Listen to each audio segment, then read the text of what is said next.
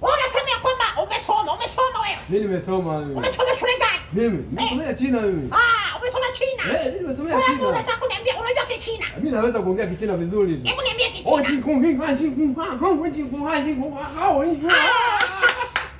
Kweli bwana.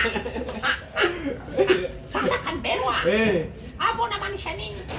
Hata wenzangu nilichoongea kweli siwezi kukitafasiri. Hebu unaweza ukatafasiri kidogo hebu. Nimeongea tu. Hapo Kambelwa umesema hivi. Unapenda wanawake wenye makalio makubwa. Kambelwa una akili wewe. Hata wewe mimi nikupe. Mimi nimesoma. Mimi nimesoma Bombay, nimesoma India, nimesoma Marekani, nimesoma Tanzania. Na zote nimemaliza chuo zote. Ole. Bila kachungu. Ole nikupe sasa.